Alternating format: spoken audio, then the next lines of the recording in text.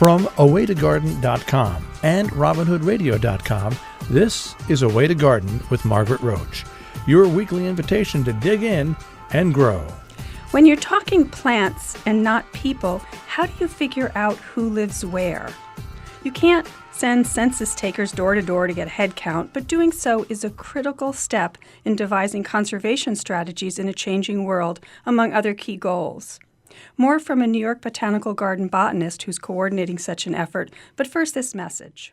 Underwriting support from Timber Press, your go-to resource for books in gardening and nature. Whether you're a new gardener, a professional at the top of your field, or a reader interested in the wonders of the natural world, their books are there to help you grow. timberpress.com. Robert Naczi is a curator of North American botany at the New York Botanical Garden, where a classic reference to the plants of all or part of 22 United States and 5 Canadian provinces is being fully updated. I'm so glad to welcome him to the show today. How are you? I'm fine, Margaret. Thank you. Thank you for making time, Rob. This is great. And the title of the manual, The New Manual of Vascular Plants of Northeastern United States and Adjacent Canada, oh boy. Yes. It's a mouthful, but many users know the reference as Gleason and Cronquist for its previous editors. But tell us a little about the history of the book and why it's so important. Sure, thank you. This book is in a lineage that began at New York Botanical Garden with our founding director, Nathaniel Lord Britton. So he had a project when he began the garden, and he published the first volume of that, the Illustrated Flora, in 1896. And when the garden was founded, he finished with the Illustrated Flora, and then he got the idea, let's make a condensed version, a one-volume book handy for field use, and he called that the Manual of the Flora of the Northern States and Canada. Oh. So he published that in 1901, and in short order, that book went through several editions. And then the next thing really big to happen was Henry Allen Gleason was a great botanist here, and he got the idea to renew the manual series, and he teamed up with the younger botanist also at the garden, Arthur Cronquist. And in 1963, they published their updated manual. And then Gleason and Cronquist published their second edition in 1991. And that book has been in press for a while. Right. And as we've made many discoveries in botany since 1991, the garden realized we needed to update that. And they actually opened the position of Curator of North American Botany. And here you with are. The chief duty, and there I am, with the chief duty of writing this new manual. Yeah. So I want to talk about some of the new things that you're finding out. But first, how do you even do such a project? I mean, I'm assuming that you don't literally, on your own, alone, go out and try to count all the plants. And I know there's other projects like the New York Flora Atlas, for instance, just to name the one in my state, or VasCan, which I think is the Vascular Plants of Canada, and so forth. Do you kind of take in data from elsewhere, or is it a collaboration? How does it work a little bit? It's very much a collaboration. We benefit from those resources, and we in turn help them. Uh-huh. So it's an ambitious project. We estimate that we have 5,300 species that grow spontaneously or grow in the wild within the region, the geographic region covered by the new manual. And so this is a multi-year project, and we depend upon resources like the New York Flora Atlas and VasCan, the Vascular Plant Database for Canada, and many other similar projects. And then as we write our treatments for every family, those projects benefit from the updated resources we provide on identification, et cetera. Oh, so it's kind of a two-way street. That's great. So it's iterative, collaborative. Yeah. Absolutely. So I know you're not done by any means, but how significant so far, and you've done some plant families, you've issued these sort of reports on some of the plant families, and you're working your way through. How significant are the changes from that previous edition, which when you began was like about 25 years old, that 1991 edition? And what are the factors that are causing the changes, do you think? Well, that's a great question. It's one near and dear to my heart. The changes are pretty significant. So I did an analysis of the families that we published our first year, and that was 28 of them. And then I updated that in my second year. And by this point, we have 91 families published through New York Botanical Garden Press. And what we found is that, on average, there's a 21% increase in the number of species recognized in manual treatments relative to Gleason and Cronquist. And you asked about the causes, and that's a natural question. So we find that the reasons for these increases boil down to three. One of them is our increase in understanding of the plants themselves, how to classify them. So, for example, in the past, sometimes we considered one species that we now recognize to be two or three. Oh. And then another, which actually is the leading cause for the increase, is the introduction of non-natives. Non-native species that have been brought in intentionally or unintentionally, but most often intentionally for gardening purposes. And they have gotten loose, so to speak. They've become established in our flora. And then the third reason is that even though our region is relatively well known botanically, we still continue to make discoveries in our native flora within this region. So that also adds to that total of, as I say, an average of 21% increase in number of species. So there's an increase in our understanding, and especially of how to classify, and then there is this invasion of different plants that just weren't there 25 years ago or hadn't taken hold in become wild, or they were maybe still in gardens. If they did exist at all, they were still in gardens. They weren't. Some were, and then actually some have been introduced very recently, since 1991, and taken off very quickly. Really quickly, yeah. And you're right. Some of them have become invasive. Not all. Yeah. But some of them have become invasive. So one of the criteria for inclusion of a species in the new manual is that it must be established in the flora. In other words, right, that's the word you used, established. Yeah, okay. Let's say one of these species got loose from a garden and was growing 100 feet away from someone's property, and that's the only place we know of it, and there are only 2 plants growing there. That's not really reason for including it, because it's not completely established. It's not something that an average botanist is likely to run across. Okay, I see.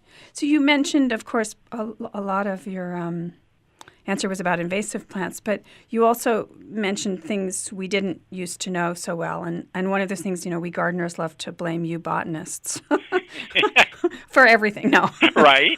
Actually, you can blame us. You can blame us for things like some of the lust after some of the plants that proved invasive, but we can in turn blame you for reclassifying plants and confusing the heck out of us. Right. And so that's that sort of molecular systematics or whatever, where taxonomists, because they're able to observe plants at that tiny little level, at the gene level, they can figure out who's really related to who, and so they rename them. Can you tell me a little bit about that? Oh, sure, I'd be happy to. So don't worry, I have a thick skin when it comes to being blamed for all sorts of things, especially name changes. Yeah. And very briefly on that, we botanists see it from a different perspective. And I like to use a quote from one of the great botanists of this past century, Lincoln Constance from University of California. He called our field of plant systematics an unending synthesis. So we continue to bring in data, we continue to learn, we continue to discover, and what are we aiming for? We bring all of this knowledge to bear on improving our classification system. And by doing that, it's necessary to refine what came before. So we see it as a way, we botanists see it as a way to improve upon what we've been doing all along. But unfortunately, it does mean for the average person, the general public, that there are some changes. A lot of name changes recently because with molecular systematics, we've been making so many discoveries. So let's take an example of some of these discoveries. If you were to look in the 1991 edition of Gleason and Cronquist, you would see 2 families, the dogbane family, Apocynaceae, and the milkweed family, the Asclepiadaceae. But in the new manual, we've actually combined those 2 families, and the name is Apocynaceae when we combine them. So it's at least it's one of the names that was out there. Right. But in this case, we're actually lumping things. We have fewer families. We have 1 family instead of 2. And why do we do that? Because we discovered in our efforts to reflect the long-term change, the phylogeny, the long-term or evolutionary history of plants, in our effort to do that and make a natural classification, that it's actually more reflective of what happened if we do have the one family, because it is all of the descendants of a common ancestor based upon our present evidence and analyses, and that's what we're aiming to do with our modern methods. So that's one example of a change, and then we have other examples where the snapdragon family, as recognized in 1991, is now 8 or 9 families, so it can go both directions. Yes, it can. And I think it's harder for me when you make more new ones that I never heard the name of before than when you lump. Then I'm more apt to get it. That's why I thought I'd start with the lumping. Right. Tell me the good news first, Rob, right? Exactly. Yeah. Well, it's interesting that you bring up the dogbane family. And because when I was reading some of the reports that you have published so far, some of the family reports that you've published so far in this effort, and you said you've done 91 so far. How many are there going to be total, by the way? About 230. Okay. So, I was reading some of them, and I don't have the training, the expertise, the education in this. So I'm an advanced beginner or a beginning intermediate kind of person, and so I recognize some of it. But what I did get as I read through from family to family was that that family, the dogbane family, was a good example of also the sort of invasive story. Like the species sort of counted in more than one family report published so far, sort of tell the story of this increasing pressure and presence of invasive plants. But that one, the dogbane family, it was like there were some like vinca was in it, and now the dreaded swallowwort, which is a newer, or I don't know how much newer, but it's a different type of a situation. It's not like our garden ground cover. So it was an interesting group, and there are also popular plants that we covet and we haven't been told are not a good thing. In fact, some natives like Amsonia is in there too. The blue stars, sure. So how isn't it interesting that in one family they are and milkweed is something, of course, all the gardeners want because it's the butterflies. Exactly, and it's such an interesting family. Now, does Amsonia have that complicated sort of chemistry like the dogbane and the milkweeds? I have to be honest and say I don't know much about. Yeah, I don't know either. It never struck me that way. I've not heard about any of our butterflies feeding on them, but I imagine there are insects because most of our plants do support a whole suite of insects, some that are generalists and some very specific. Yeah. But Amsonia illustrates, and some of these others, like vinca especially, illustrate how plants, we bring them in, they become popular for a while. Many of them, fortunately, remain popular, but then others, like vinca, they fall out of favor as we discover they have these aggressive tendencies. And many of our plants that are non-native, we grow them for a while, and they seem well-behaved, and they're going through what we scientists call a lag phase. They're building up their numbers, their seeds in the environment, and then all of a sudden it seems like they explode in multiple places and become invasive. So we have some tools of predicting which species will become invasive. Oh. And we have discovered, we who study invasive plants have discovered that the leading cause, and I'm sorry I have to break the news to you, the leading cause of introduction of invasives is actually horticulture, gardening, because most of these invasives are attractive to us. And that is a good thing. They're beautiful plants, but we should admit it. That's also the problem. We want them because they're beautiful, they're easy to grow, they're aggressive, they seed easily, but some of those same characteristics are what make them invasive. Right, as we used to say, we used to call them doers. Do you know what I mean? A plant, or I would call them confidence builders, plants that... Right. Oops. For those of us that do not have the greenest of thumbs. Right, and sure enough, that can turn on you, and it can turn out it's a thug, and it can be even worse than that and be something that then invades natural areas beyond your garden. But you're right, Margaret, that this family, the Apocynaceae, the dogbane family, illustrates what a mix we can have, because within the family, especially in the genus Asclepias, the milkweeds, we have a tremendous number of rare species. In nature, many of these plants have very low numbers in each population, yet they've supported themselves through the eons. This is just a different strategy for them for living in their populations. It's not like the common milkweed, which tends to be weedy and form dense populations. The vast majority of them, you'll find only a handful of plants in a population. And many of them are very, very habitat specific. And they're incredibly beautiful plants, and I hope that they will catch on even more for horticulture. Yeah, but I was actually surprised. I didn't know that Vinca and Amsonia were even related. So that was, even again with my relatively limited ability to grasp everything in one of the reports, I learned a lot from reading that report. Well, that's wonderful, and I don't agree with you that it's your limited ability. I think it's just that there is so much to learn. We have so much to learn about our native flora, and every person who has the will to do so with the manual can really start at any given point. They can jump in on any family. Well, and there were two other reports that caught my eye. One was the geraniums, the Geraniaceae, is that how I would, And so, and I think a lot of people who are gardeners think, perennial geraniums, those are Geranium mycorrhizum or whatever. They're geraniums that are not from the United States and are not naturalized or whatever, probably here. But we have in our region, we have a number of both non-native and native species that are in your report, for instance. So, absolutely. Yeah. In fact, I remember this treatment of the Geraniaceae.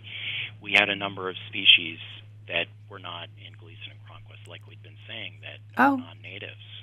And then some others that we've learned more about, some natives that about which we've learned more since the publication of the 91 Gleason and Cronquist.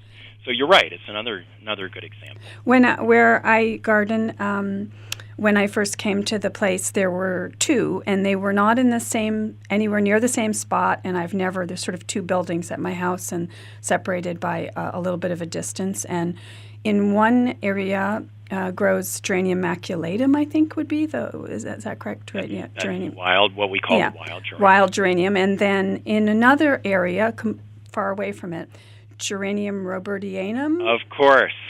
And they don't seem to want to be in the same spot, but they're both geraniums. And I guess now, having read the report that you've done on the geraniums, I learned that maybe there's some dispute about whether robertianum is actually native back all the way in time. Right. So, for the longest time, we considered it an introduction from Europe. And then more recent evidence has been accumulating that maybe it had been here all along. Either way, if it is an introduction, it was very, very early.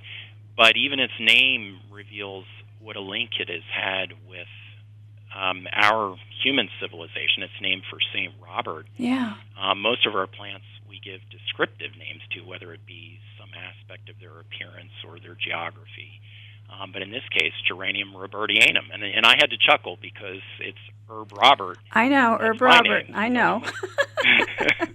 But you weren't around when it was named. Definitely not. Thank goodness for that. Yeah. So I want to take a couple of minutes to talk about orchids because, again, for a lot of gardeners, they think, orchids, houseplant, whatever, they don't know. And maybe they know cypripediums or something. Maybe they've heard of or seen at a native plant garden one or two examples of native orchids. But really, they don't know about it. And there were a lot of orchids in this report. Oh, very much so. North America, and especially the Northeast, the region covered by the new manual, has a very rich orchid flora and many genera. And I'm especially excited by this treatment that we just published this year because we have two lead authors. The new manual is a collaborative effort. Mm-hmm. And we collaborate because we benefit from the expertise of people throughout the world. And so we've brought two of the world's experts on the orchid family, Matthew Pace, who is here at New York Botanical Garden, and John Freudenstein of Ohio State University. So they teamed up, and another exciting thing about this treatment is in the last few years, each one of them has been describing new species of orchids. and each one of them has one of the species that they described in this treatment. It Oh. occurs in the Northeast. Oh, that's nice, huh? Yeah, it is. It is very nice. So John Freudenstein had a coral root, Corallorhiza bentley, and Matthew Pace had a lady's tresses, Spiranthes archisepala. So another thing about this treatment is, because of the great interest in orchids, so much has been done on studying the Orchidaceae, the orchid family, that we've made all these great advances, and this is a treatment that especially reflects that increase in botanical knowledge. So whether it be in the recent discoveries in the field, or whether it be in the new names we have them, whether it be in the new classifications for them, all of those aspects are reflected. And then there's a lot of conservation concern, especially as we see many of our native orchids decline. And then another thing I like about this treatment is the vast majority, actually all but one, of the species in this treatment are native to the area. That was what I was overwhelmed by. I didn't know there were so many. It's wonderful. Yeah. I really recommend this treatment to everyone and all of your listeners. It was an eye-opener for me, definitely. So in the last 2-3 minutes that we have, I wanted to ask you about something not related to the manual or the work, the treatments.